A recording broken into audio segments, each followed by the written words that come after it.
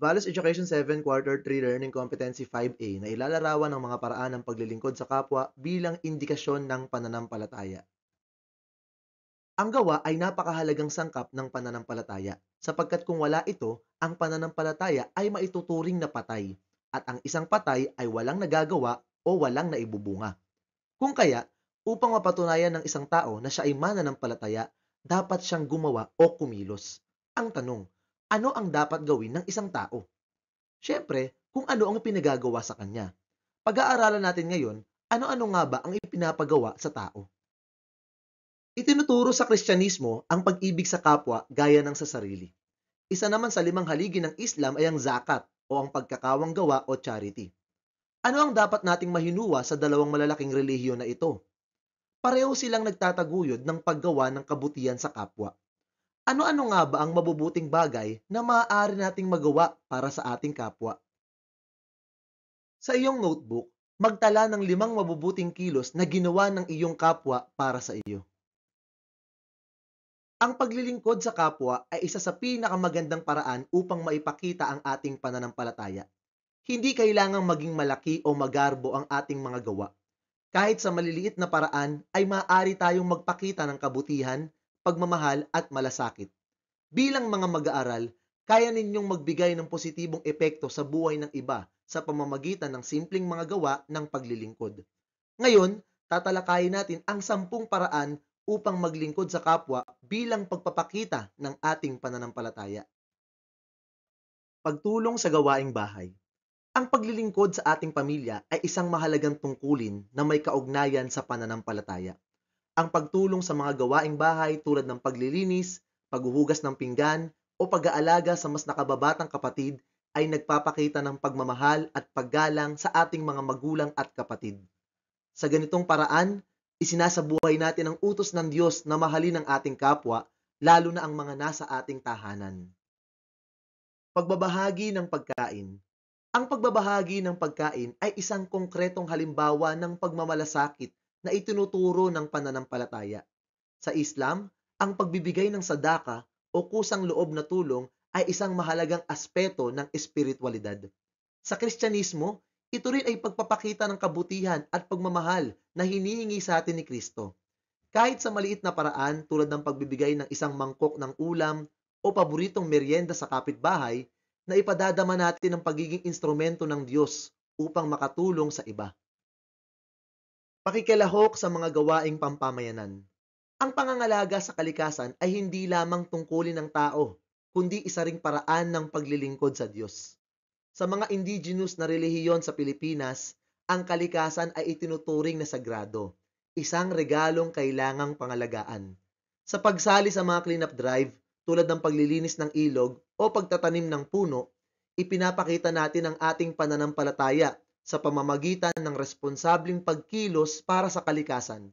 Sa ganitong paraan, naluluwalhati natin ang lumikha at ipinapakita natin ang ating pasasalamat sa kanyang mga biyaya. Paglalaan ng oras sa kaibigang may suliranin. Mahalaga ang pagkakaroon ng malasakit sa ating mga kaibigan, lalo na sa mga nasa panahon ng pagsubok.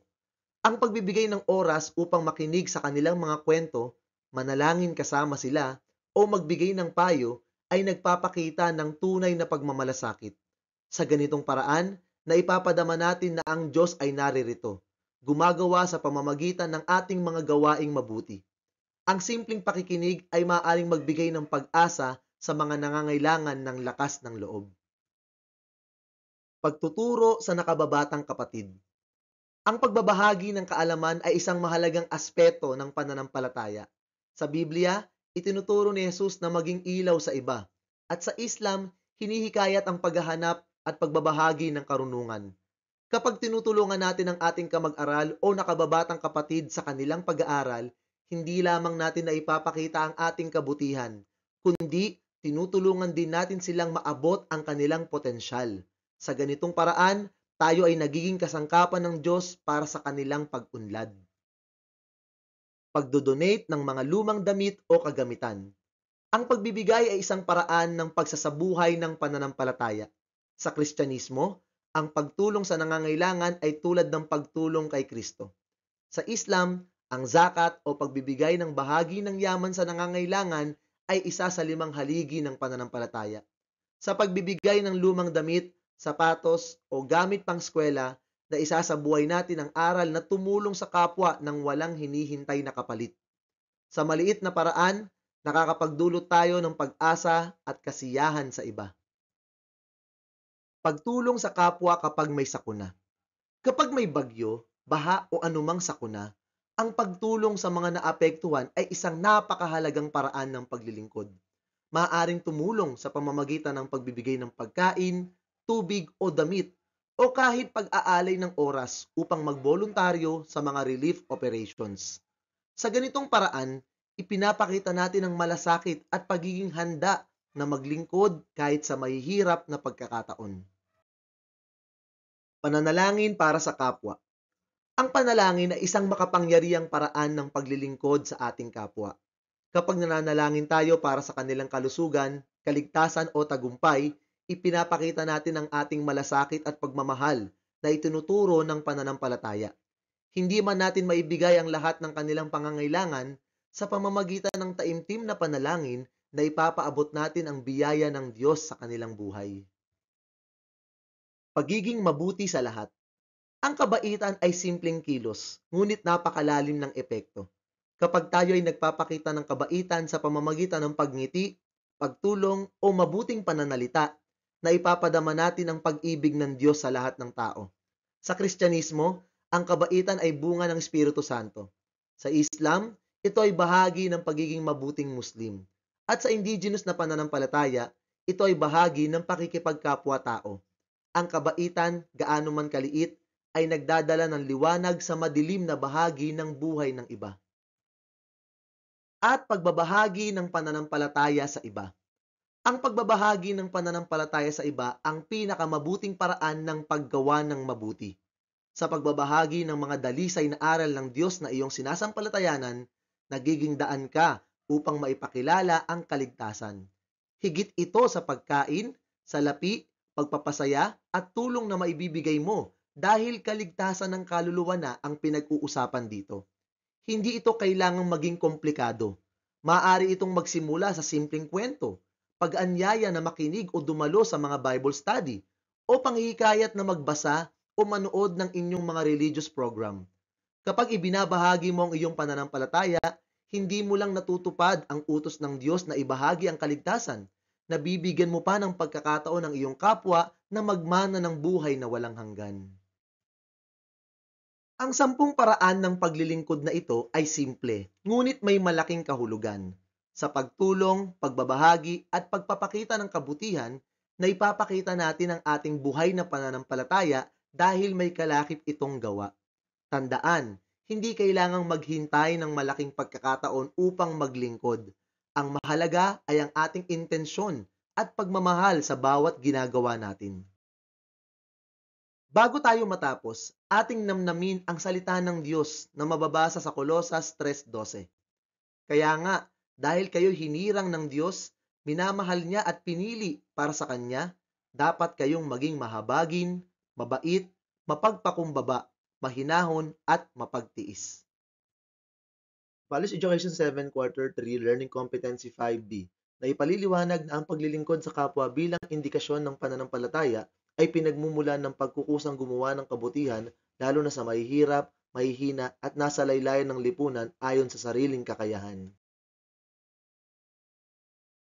Paglilingkod sa kapwa. Ito ay isa sa mga paraan upang maipakita ang buhay na pananampalataya.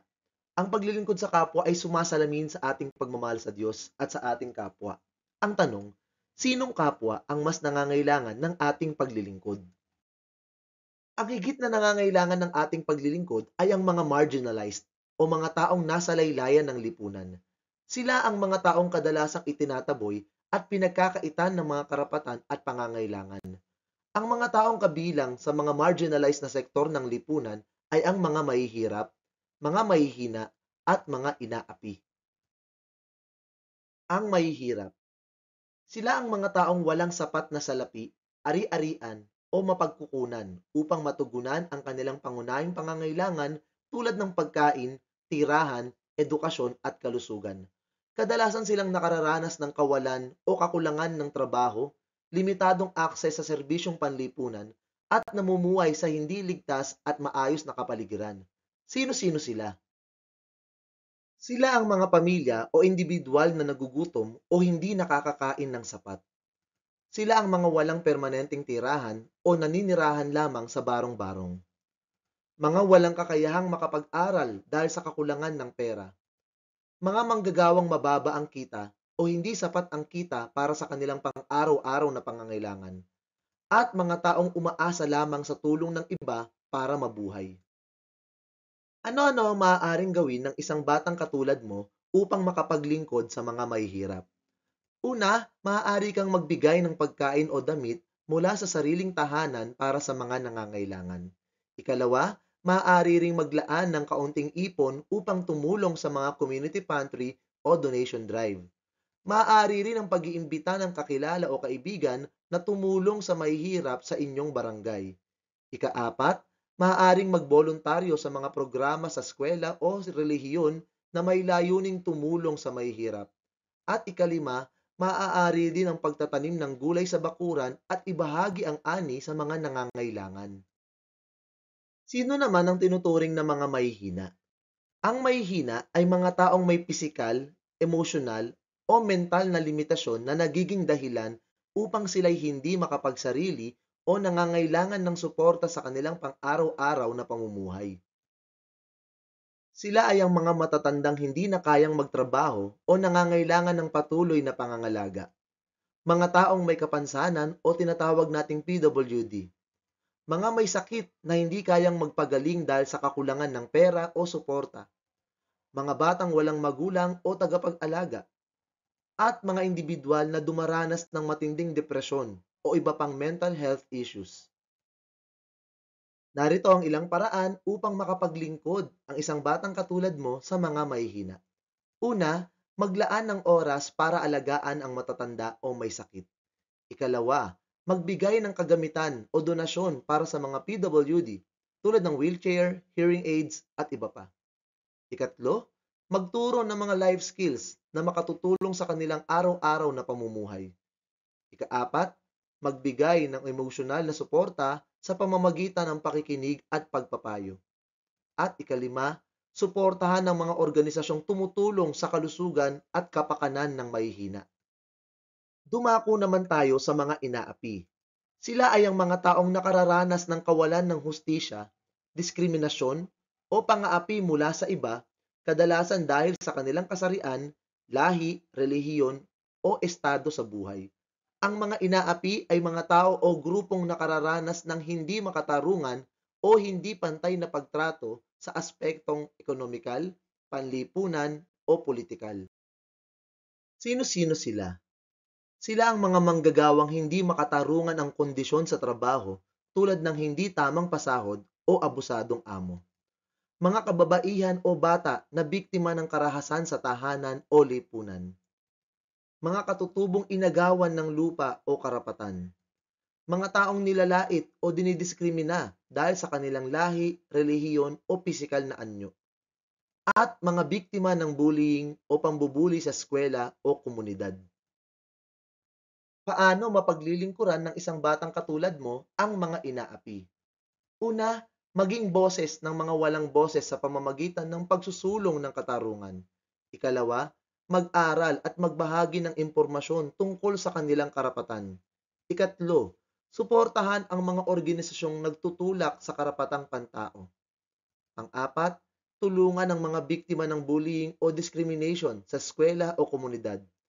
At ikalima, maaaring dumalo o sumali sa mapayapang protesta o kampanya laban sa kawalan ng hustisya. Ang paglilingkod sa kapwa ay pagpapakita ng pananampalataya. Ang tunay na pananampalataya ay hindi lang sa salita, kundi sa gawa. Sa pagtulong sa mahihirap, mahihina at inaapi, na ipapakita natin ang pagmamahal ng Diyos sa kanila. Ang maliliit na kabutihang ginagawa natin ay maaaring magdala ng malaking pagbabago sa kanilang buhay. Ang bawat isa sa atin ay tinatawag na maging instrumento ng awa, katarungan at pagmamahal. At sa pagtatapos ng ating aralin sa araw na ito, ating baunin ang salita ng Diyos na mababasa sa Mateo 25:40. At sasagot ako bilang hari. Sinasabi ko sa inyo ang totoo. Nang ginawa nyo ito sa pinakahamak kong mga kapatid, para na rin nyo itong ginawa sa akin. Values Education 7 Quarter 3 Learning Competency 5C na ilalapat ang paglilingkod sa kapwa bilang indikasyon ng pananampalataya. Ating balikan ang pananampalataya ng iba't ibang relihiyon tulad ng Kristyanismo, Islam at Budismo. Ang pangunahing aral ng Kristyanismo ay mababasa sa Mateo 22:37-40, nang minsang may nagtanong kay Kristo kung ano ang pinakadakilang utos sa kautusan, at ang kanyang sagot ay ibigin mo ang Panginoong Diyos ng buong puso, kaluluwa at pag-iisip, at ibigin mo ang iyong kapwa gaya ng pag-ibig mo sa iyong sarili. Ang pananampalatayang Muslim ay nakasalig sa 5 haligi o 5 pillars of Islam, at ito ay ang mga sumusunod. Shahada. Ito ay ang matibay na paniniwala na walang ibang Diyos kundi si Allah at si Muhammad ang kanyang propeta. Sala. Isang obligasyon para sa isang Muslim ang manalangin ng 5 beses araw-araw. Zakat. Ang pagbibigay ng isang bahagi ng yaman para sa mga nangangailangan bilang tungkulin sa lipunan ay kailangang maisagawa ng isang Muslim. Saum. Ang mga Muslim na nasa sapat na edad at kakayahan ay kinakailangang mag-ayuno tuwing buwan ng Ramadan. At Hajj. Kahit isang beses sa kanilang buhay, ang bawat Muslim ay kinakailangang makapaglakbay patungong Mecca kung kaya nila ito sa pisikal at pinansyal na aspeto. Ang pananampalatayang Budismo ay nakasalig sa Eightfold Path. Ano-ano ito? Wastong pananaw. Ang pag-unawa sa Four Noble Truths ay nagtuturo ng pagkakaroon ng malasakit sa kapwa sapagkat nauunawaan natin na lahat ng tao ay nakararanas ng pagdurusa. Wastong layunin. Ang pagkakaroon ng layunin na hindi makapanakit, may kabutihan at puno ng malasakit ay nagbubunga ng pagmamahal sa kapwa. Wastong pananalita. Ang pagsasalita ng totoo at mahinahon ay nakakaiwas sa pagdudulot ng sakit sa iba at nagtataguyod ng tiwala at mabuting ugnayan. Wastong pagkilos. Ang paggawa ng mabuti tulad ng pag-iwas sa pananakit, pandaraya o pagnanakaw ay nagpapakita ng respeto at pagmamahal sa kapwa. Wastong kabuhayan. Ang pagkakaroon ng hanap buhay na hindi nakasisira o nakakasakit sa iba ay nagpapakita ng malasakit sa lipunan at kabutihan sa komunidad. Wastong pagsisikap. Ang pagsisikap na linangin ng mga positibong ugali tulad ng pagmamahal at malasakit ay nakakatulong upang maging mapagmahal at maunawain sa iba. Wastong kamalayan. Ang pagiging mulat sa sariling iniisip, ginagawa at nararamdaman ng iba ay tumutulong upang maging maingat at maayos ang pakikitungo sa kapwa. At wastong konsentrasyon. Ang pagninilay o meditation ay nagdudulot ng kapayapaan sa isip at puso na nagiging daan upang maging mapagpasensya at mabait sa iba. Tingnan natin ang ilan sa mga pangunahing aral ng relihiyong Kristyanismo, Islam at Budismo. Itinuturo sa Kristyanismo ang pag-ibig sa kapwa tulad ng pag-ibig sa sarili. Itinuturo naman sa Islam ang pagkakawang gawa sa mga nangangailangan. At itinuturo sa Budismo ang pagiging maawain at mabuti para sa lahat ng nilalang. Kung ating susuriin, mayroong pagkakatulad sa mga aral ng tatlong relihiyong ito. At ito ay ang paglilingkod at pag-ibig sa kapwa, na siyang isa sa mga indikasyon ng tunay na pananampalataya.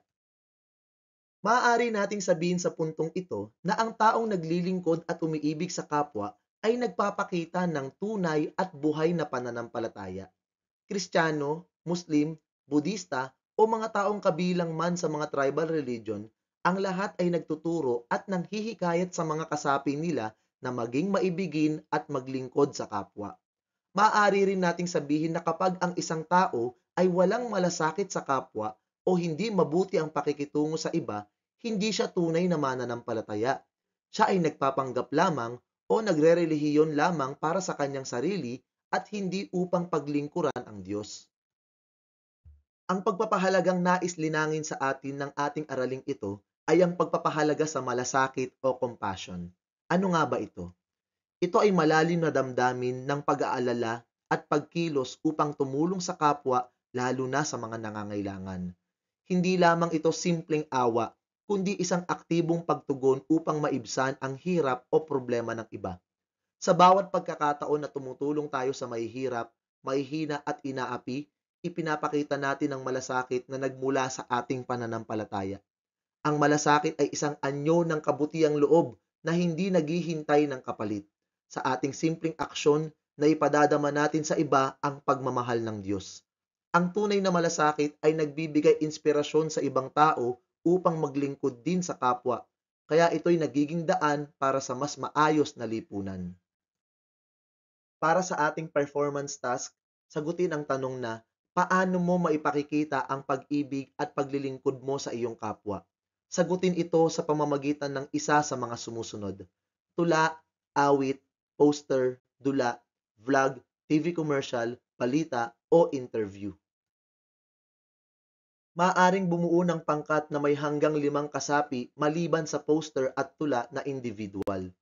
Bawat presentasyon ay tatagal lamang ng 2 hanggang 5 minuto. At hanggang dito na lamang po ang ating aralin para sa araw na ito. Sana po ay may natutuhan kayo. Salamat sa panonood at pakikinig. Paalam!